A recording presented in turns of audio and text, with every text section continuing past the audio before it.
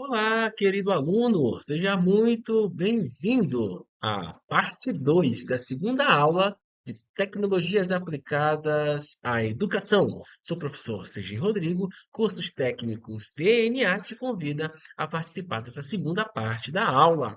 E a aula trata-se ou tratou sobre princípios e métodos para o planejamento e desenvolvimento de tecnologias em saúde. Nós estamos tendo uma aula hoje muito sobre políticas, sobre planejamentos, sobre desenvolvimento, sobre gestão. O que de fato acontece hoje dentro do SUS para que essa tecnologia chegue até o paciente, chegue até você. E, lembrando, essa é a aula de número 2, tá? E a segunda parte da aula. Se você começou agora, não. Dê uma pausa e assista a primeira parte. Muito importante para compreender o seu raciocínio. E assim, terminado, você vem para a segunda parte, complementar. Essa aula de hoje vai ser muito mais rápida do que a anterior, mas tem uma atividade a se realizar. Uma atividade que é complemento, ou seja, ainda faz parte da primeira atividade da parte um. Sim, você não viu essa atividade? Então, tu não assistiu a aula toda. Ela está lá pelo meio. Dá uma olhada. É uma atividade bem legal que eu vou reforçar no final desta segunda parte. Uma atividade que vai te inserir numa tecnologia usada pelo SUS para gerar dados em saúde e favorecer o gestor. Por falar nisso, fazendo um resumo do que falamos na aula passada, tratamos muito sobre a questão da gestão, como é feito os estudos para que essa tecnologia chegue até você.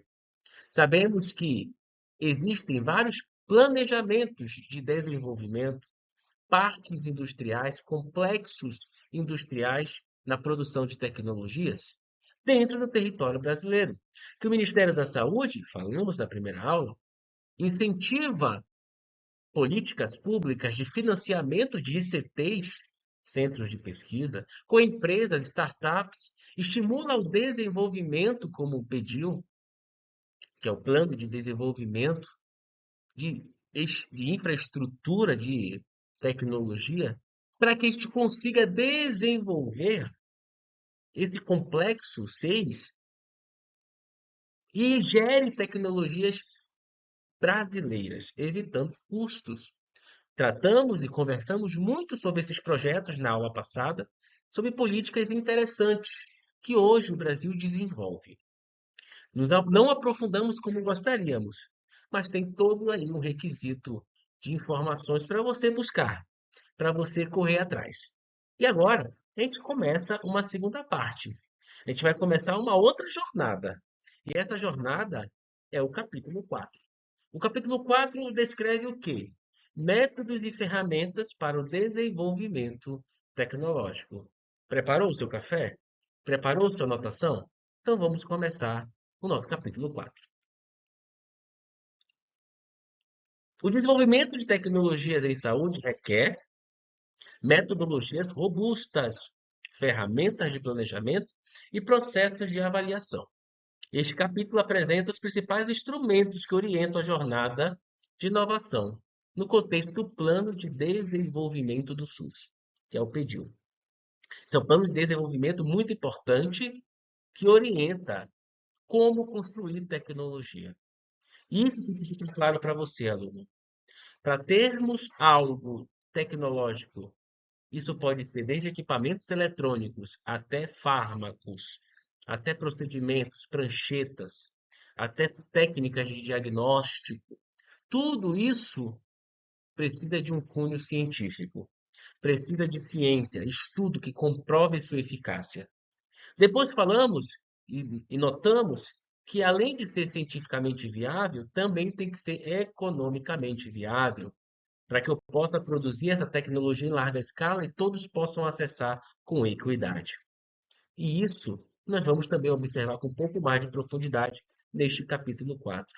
E para conhecer como é que inicia, nós vamos conhecer a matriz de desafios produtivos e tecnológicos em saúde. A matriz identifica as necessidades e prioridades tecnológicas do SUS, organizando os desafios por área terapêutica, tipo de produto e grau de prioridade estratégica. Ela serve como ponto de partida para que pesquisadores, empresas e CTs saibam onde focar seus esforços de inovação para maior impacto no sistema de saúde. Então, ele mapeia lacunas produtivas dessa matriz, orienta a alocação de recursos, atualiza periodicamente suas demandas. Ou seja, quando estamos falando de matriz de desafios produtivos e tecnológicos em saúde, nós estamos falando de pessoas que mostram onde há lacunas, onde se pode investir melhor, qual área está precisando de atualização. Na área clínica médica das doenças crônicas, o que é que estamos precisando mais para tratar hipertensão, tratar obesidade, tratar diabetes?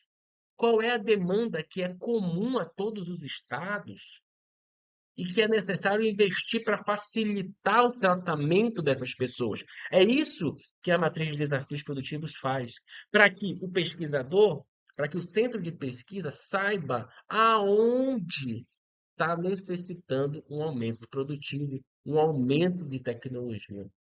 Isso eu quero que você perceba, aluno, que para aquela tecnologia chegar na sua mão, há um processo muito grande de análises, de benefícios, de riscos, de financiamento, de tempo.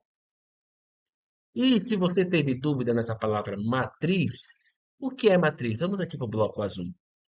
A matriz de desafios produtivos e tecnológicos de saúde é um documento orientador central para a elaboração de propostas de projetos de planos de desenvolvimento, traduzindo as necessidades do SUS em oportunidades concretas de desenvolvimento tecnológico. Então, é um documento que os técnicos produzem dentro do SUS para direcionar as pesquisas, para direcionar o investimento, e assim a gente produz a tecnologia certeira. A gente não pode errar. É muito dinheiro envolvido, é muito tempo envolvido e há uma necessidade de acertar para que a gente possa salvar mais vidas ou que a saúde chegue a todos com equidade. Se eu for mostrar para vocês como é que ocorre da proposta à avaliação, esse ciclo do plano de desenvolvimento, o ciclo completo do PDIL, o PEDIL, como ele é estruturado, e ele é estruturado em etapas bem definidas, garantindo que apenas projetos com real potencial recebam apoio do SUS. Lógico, não podemos perder tempo. Como é que acontece? Então, tem a elaboração da proposta, colocando objetivos, metas, dizendo por que a tecnologia é importante. Vai ter a avaliação, uma comissão vai avaliar essa proposta. Vai criar depois um termo de compromisso, formalização das obrigações de cada um e até execução e monitoramento. Isso para iniciar a atividade de pesquisa. Então, são todas umas etapas muito importantes e estruturantes. Existe algum tipo de monitoramento? Existe. O monitoramento do horizonte tecnológico. O que é isso? O monitoramento do horizonte tecnológico, Health Technology Horizon Scanning, é uma etapa crucial do planejamento em saúde. Trata-se de um processo sistemático de identificação e análise de tecnologias novas e emergentes, medicamentos, dispositivos. Isso aqui vale muito a pena dizer para você, viu? Quando a gente fala de tecnologia, e vale ressaltar isso na nossa aula de hoje, nós estamos falando não só de equipamentos eletrônicos, nós estamos falando de medicamentos, de dispositivos, de procedimentos, de sistemas de informação, de computador. Tudo isso está envolvido, tudo isso envolve-se na saúde. Então, o monitoramento é uma etapa crucial de planejamento em saúde. Trata-se de um processo sistemático de identificação e análise de tecnologias novas e emergentes, que ainda não foram incorporadas ao SUS, mas que apresentam potencial de impacto significativo. Isso aqui é muito legal. Então, foi verificada uma tecnologia que não está sendo produzida no país. é produzida fora do país. Então, existe uma comissão de monitoramento que avalia essa tecnologia que está dando certo no outro país, verifica como é que está acontecendo e quais são as circunstâncias dessa tecnologia e estuda a sua aplicabilidade aqui na nossa região.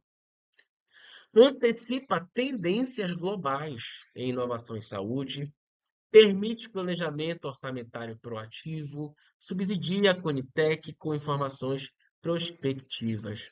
Qual o impacto desse scanning, desse monitoramento?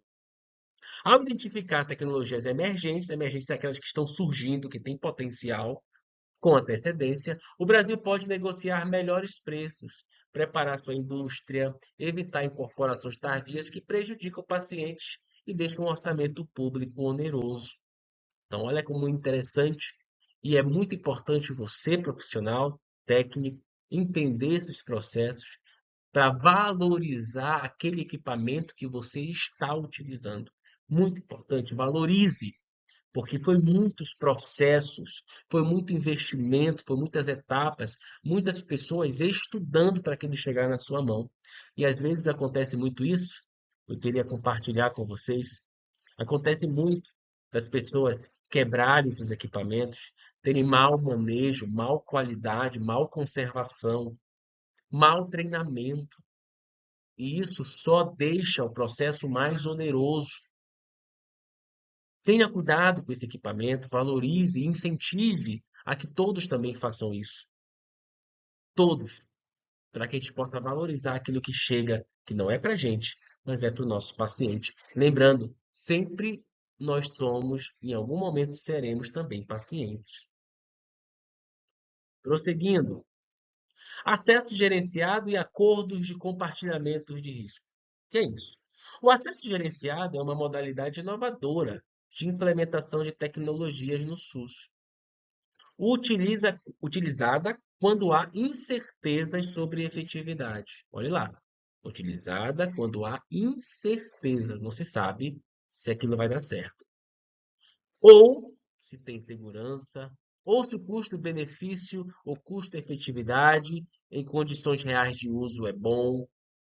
Por meio desse acordos formais, é possível disponibilizar tecnologias promissoras, condicionadas a monitoramento rigoroso. Então, o acesso gerenciado, nós estamos falando aqui de, de uma modalidade de implementação de tecnologias para evitar perdas. E assim tem vantagens. Olha lá, redução de incertezas, gera evidências reais sobre efetividade e segurança em condições de uso rotineiro no SUS. Proteção orçamentária, acordos de compartilhamento de risco distribuem o ônus financeiro entre SUS e o fabricante. Acesso antecipado, pacientes têm acesso mais rápido a tecnologias inovadoras, tomada de decisão aprimorada. Tudo isso é proporcionado por acesso gerenciado e acordos de compartilhamento de risco. E a inovação contínua para a saúde. E aqui a gente mostra esse ciclo. O ciclo de desenvolvimento, aquilo que a gente vem estudando, aquilo que a gente vem construindo juntos, de tecnológico em saúde, é contínuo, é constante, é interativo. Cada etapa gera conhecimento, se retroalimenta, garantindo o aprimoramento constante de tecnologia. Ou seja, é um ciclo que não se acaba. É um ciclo constante, as tecnologias vão mudando, as tecnologias são transitórias, o mundo vai tendo necessidades diferentes e o Brasil está estruturado com planejamentos, com conselhos técnicos, com etapas, para que tudo seja monitorado, para que tudo seja reavaliado, para que tudo seja constantemente estudado, para que sempre uma tecnologia não seja absoluta, mas ela seja transitória, que dê espaço para outras surgirem, que dê espaço para outras desenvolverem, sempre as novas tecnologias vão ficando melhores, não pode ser pior. São tecnologias que vão ainda mais melhorando setores que não foram explorados, potencializando o atendimento, e isso que essa inovação contínua faz, desde pesquisa básica, desenvolvimento, validação clínica, depois incorporação no SUS, monitoramento pós-incorporação, monitoramento após incorporação, até a pesquisas básica aplicada, tudo isso circular constantemente acontecendo para que essa tecnologia chegue com qualidade. a todos que necessitam. E chegamos no capítulo, chegamos próximos já aos capítulos finais desse tópico da nossa disciplina, e vamos abordar agora a transformação digital e o futuro da saúde. A saúde digital representa a fronteira mais dinâmica da inovação em saúde. O Brasil possui uma estratégia nacional de longo prazo para integrar tecnologias digitais ao SUS, ampliando o acesso, a eficiência e a qualidade dos serviços prestados à população. Nós temos uma estratégia hoje? Temos. Nós temos 8 anos de horizonte. O Brasil propôs uma estratégia de saúde digital que vai de 2020 a 2028 e representa uma visão muito a longo prazo para a integração de tecnologias no SUS. Então, nós temos um plano de desenvolvimento de 8 anos que apresentam 5 eixos, ou seja, 5 áreas para se explorar. Isso, tá, vai mostrar prioridade, vai mostrar meta, incentivos para transformar cada vez mais. Então, quais são dessas metas que a gente pode falar, dessas abordagens que o Brasil pode falar, dessas circunstâncias importantes no desenvolvimento tecnológico? Expansão da telemedicina e teleconsulta. Podem ter certeza, aluno, e você está sendo atualizado pelo DNA agora.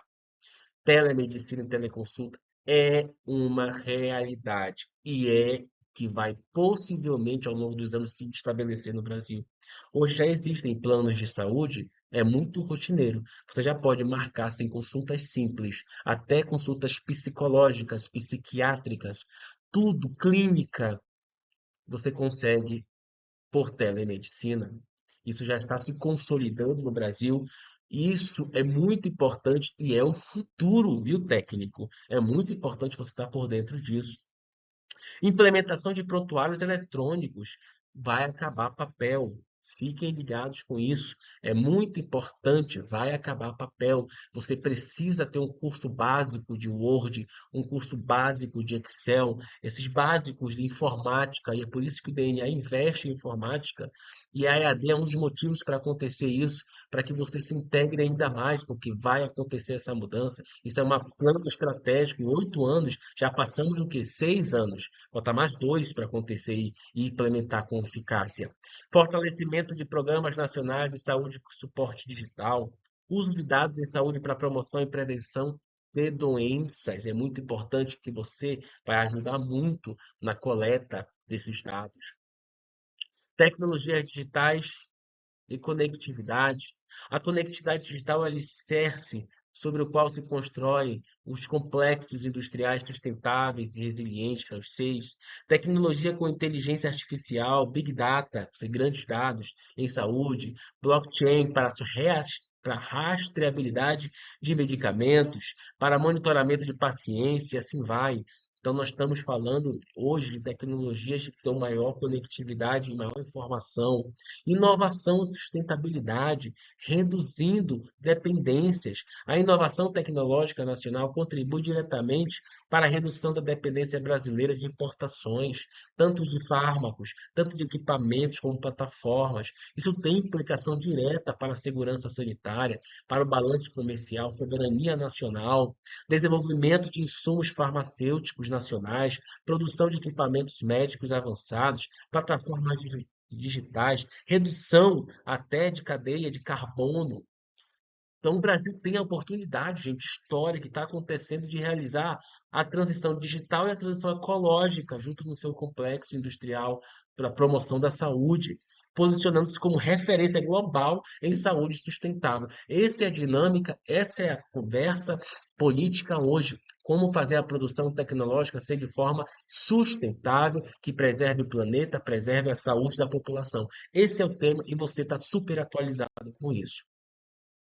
Saúde digital, acessível, eficiente e humana. Chegando na parte final da aula, o Hospital do Futuro não é apenas mais tecnológico, é mais humano, com pacientes monitorados remotamente, prontuários integrados, diagnósticos assistidos por IA, medicamentos rastreados em tempo real. O SUS digital garante cuidado de qualidade a cada brasileiro, independentemente de onde viva. A tecnologia não substitui o cuidado, ela amplifica. E o papel da colaboração e da inovação é aberta. A inovação aberta reconhece que nenhuma organização possui sozinha todos os recursos e conhecimentos necessários para resolver os grandes desafios da saúde. A colaboração entre múltiplos atores é a estratégia mais eficiente para acelerar o desenvolvimento e a incorporação de novas tecnologias no SUS, impulsionando o desenvolvimento produtivo e tecnológico.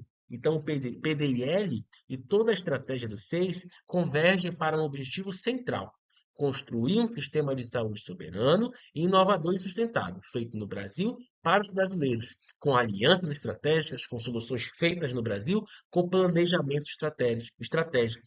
Tudo isso para gerar um futuro de equidade que melhore as qualidades de vida da população e chegue a todos com as mesmas oportunidades.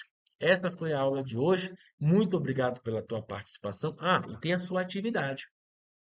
A atividade é visite o DataSUS, navegue pelo DataSUS, colete algumas informações e apresente os prints dessas etapas e as informações que você coletou.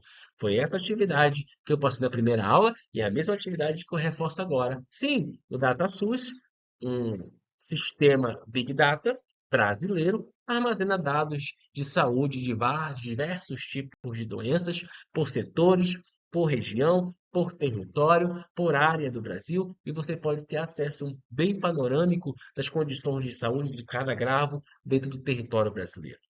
Muito obrigado, um beijo e até a próxima aula.